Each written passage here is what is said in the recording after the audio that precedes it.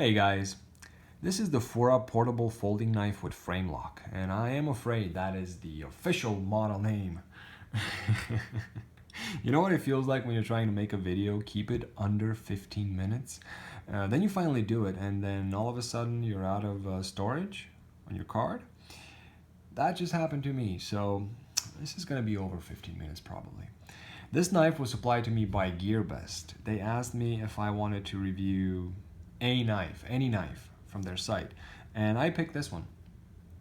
Why? Because I've seen a lot of YouTubers review, talk, present this knife, and I've seen one YouTuber who actually made a follow-up video talking about his experiences with the knife, I think over 2, 3, 4 weeks. I was impressed. Now this knife would only cost you about $30, $32 on GearBest, and I think that's a good deal. I was planning to buy the knife anyway. I will buy Gonzo knives with no issue. Why? Because they're very dependable working knives. And I can trust Gonzo. They use 440C. Their heat treatment of 440C is pretty good. Better than I expected. And for $15 to $25, it's always a good investment. Now with this, I was not sure, but when GearBest offered, I said, sure, send it over. They did send it over. It got to the post office about 3 weeks ago, and for some reason they decided to keep me waiting for another 2. And on Monday morning, I picked this up. Ever since I've carried it, 4.5 days. Now, my regular carry these days is the Benchmade 940 with a deep carry pocket clip supplied to me by Benchmade.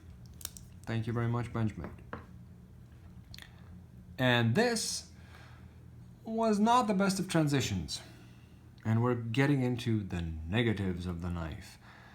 And the only negative that I could find, so I want to get it out of the way. The pocket clip. The blade is made out of D2 and the handle is titanium TC4, I think they mentioned. And the pocket clip is made out of something else, I think. However, I don't have an issue with the material out of which it's made, but the shape and how useful it is. This is not going to be a deep carry, to which I got accustomed to. No, this is going to be a very high carry. And every time I sat down, it kind of poked me. Now you can get the knife into your pocket about this much, and then when you sit down, get back up, it's gonna be like this, and it's gonna poke you again. It's not low visibility. That's not the biggest issue for me. Everybody who knows me knows I carry a folder, knows I have a YouTube channel, knows I talk about knives. That's not gonna be an issue for me that much. However, it keeping poking me in the side and me having to rearrange the knife, I didn't like that. That thing that people say, you know, you put it in your pocket and you forget it's there until you need it. You don't forget it's there, but I put this in my pocket and it just, I don't feel it every time I sit down. I know it's there. I'm gonna touch it, I'm gonna feel it, yeah. I have my knife on me, it didn't go anywhere. Meanwhile, I trust it to stay in the pocket. This one, I was very, very conscious that it was there all the time. Because of the shape of the pocket clip, not the material. Also, you only have the pocket clip here. Tip up, right hand carry. What I am going to do is I'm probably going to find somebody who can make me a custom pocket clip. You know why? Because I do like the knife. Spoiler alert. This titanium handle is very comfortable. The pocket clip does not bother me when I grab the knife, squeeze it hard in my hand, and start cutting up cardboard. Now, the first night that I got the knife, I sharpened it 20 degrees per side. Why? Because I'm very familiar with that edge angle, and I know how that edge angle is going to behave, how much resistance it's going to put up. And it was after me cutting with the knife and then sharpening it, cutting with it again, that I decided to measure the thickness behind the edge. A thing which I didn't pay too much attention when watching all the other YouTube videos. And it is pretty thick behind the edge. Now, the spine is about 4 millimeters thick. It thins out, starting here, towards the tip, which makes this a very pointy, very useful tip. But the thickness behind the edge is about 0.8 something millimeters. It's gonna put in a lot of resistance in your cut. For regular EDC tasks, I don't think that's gonna be such a big issue. But if you're looking to cut cardboard all day long with this, it's gonna help you because it's comfortable and you can thin it out.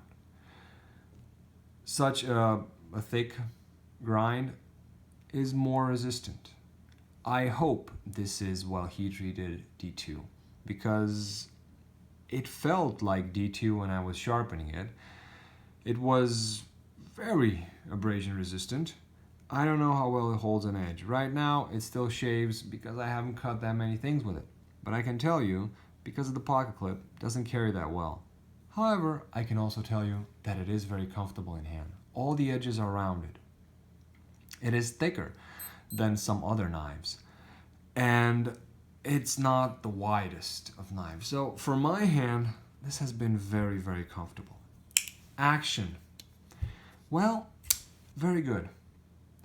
It can happen sometimes that you try to deploy it and it only comes out like this. That's mainly in the first days, I would say.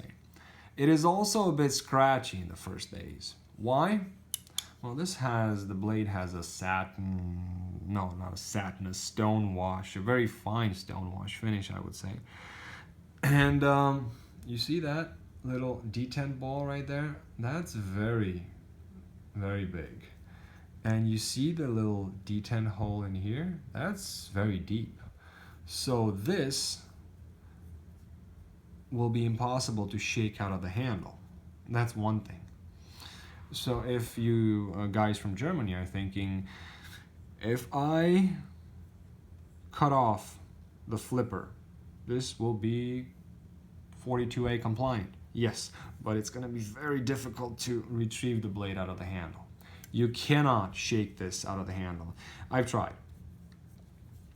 Flicks out really good. Now, with a bit of a wrist action, even the light switch mode, you know, when you just pull your fingers across the flipper, works like a dream. Closing the knife, you may feel it scratchy a bit. However, you feel it even more when you open the knife slowly. Here is where it starts being a bit scratchy. After using it for 4.5 days, that severely reduced. Also, this is a frame lock. Not my favorite kind of locking mechanism. Why? Well, I've had not the best of experiences with them. Especially titanium handle scales and steel. They don't mix very well. You can watch my ZT0561 video and I'll tell you what I'm talking about. It sticks. Titanium to steel sticks. So you're gonna have to put some lubricant here. Graphite works wonders. You don't have that problem here because you have a metal insert. I'm not sure if you can see it. Sort of. You have a metal insert right here, so it's gonna be steel riding on steel, which is good. And I'm gonna try to show you one more thing. You see that little nub right there? That's the over travel stop. They incorporated it in that insert. I think that's a great idea. I'm not familiar with frame lock knives as much. I don't know if somebody else does it, but if they did it out of, if they saw it somewhere, thought it was a good idea, and they took the time to build this, I say, job well done. Attention to detail on this knife is, I would say, pretty high. I'm not one to pay attention to such things that much and that often, but when I see them, for example, look at this. I close the knife and it aligns perfectly the blade and the handle scales. This is awesome. There is no blade play whatsoever, no blade play. And you can still deploy the knife very, very smoothly if you do it fast. If you try to open it slowly, it's gonna be scratchy. Like this, very good lock up. The harder you deploy it, the harder it will be to disengage the lock. However, even me with my right hand, I can disengage the lock without any problems.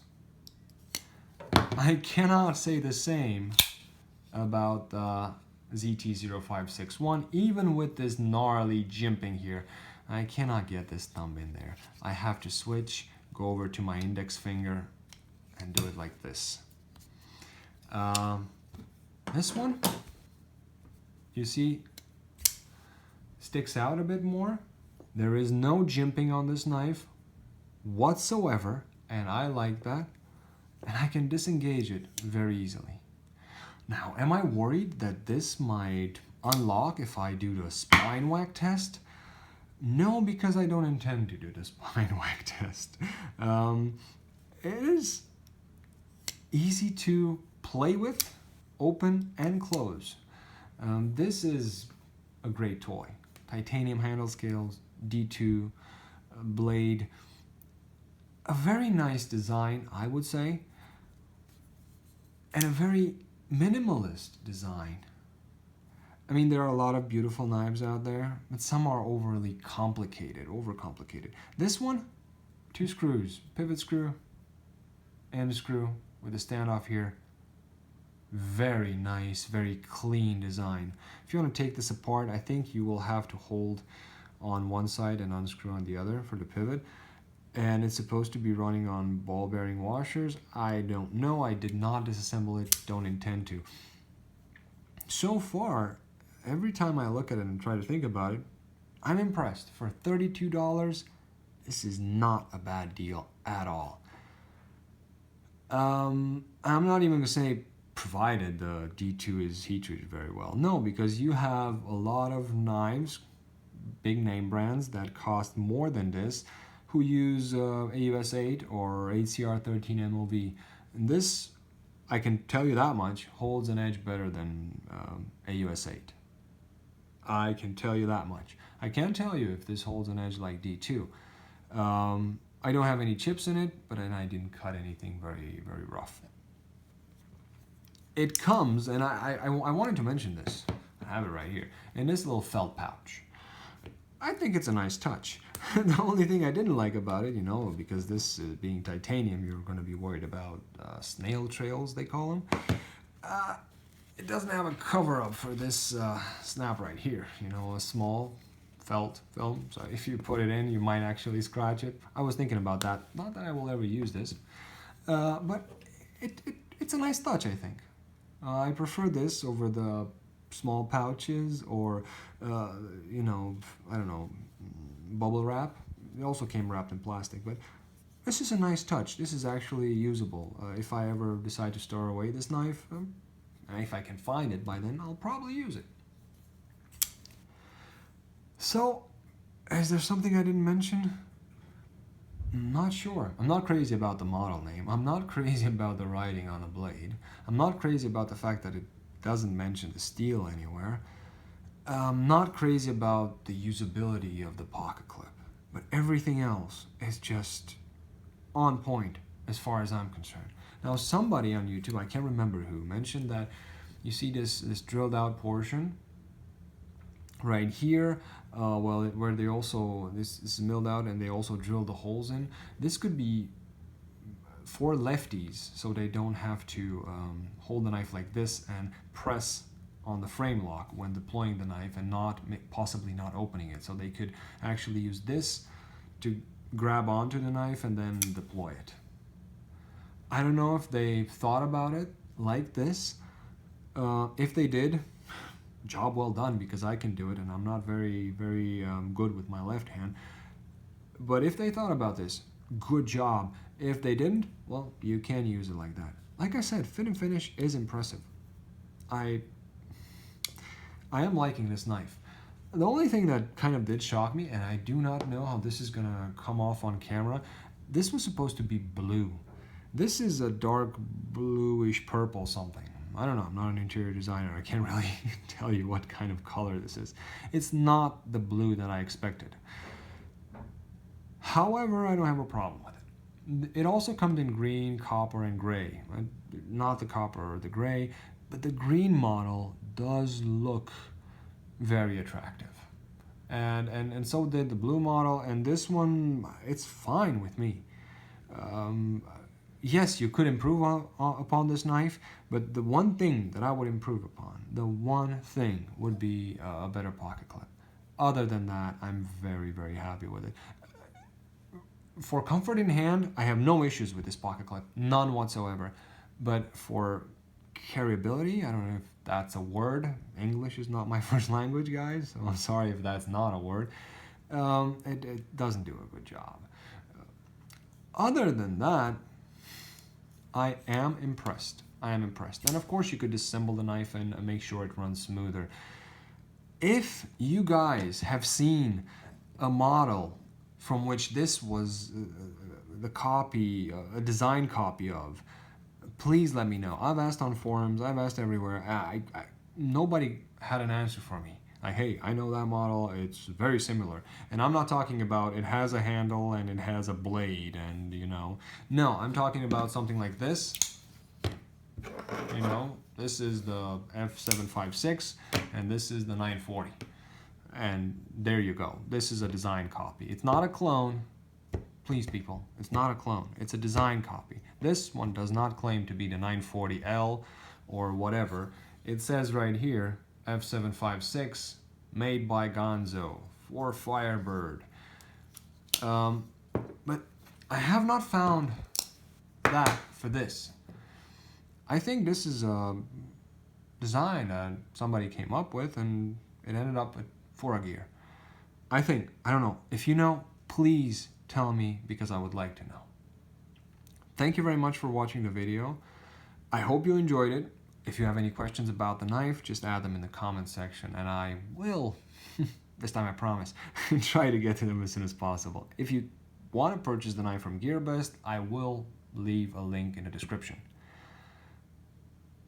Like I said, guys, thank you again for watching. And as always, I wish you all a great day.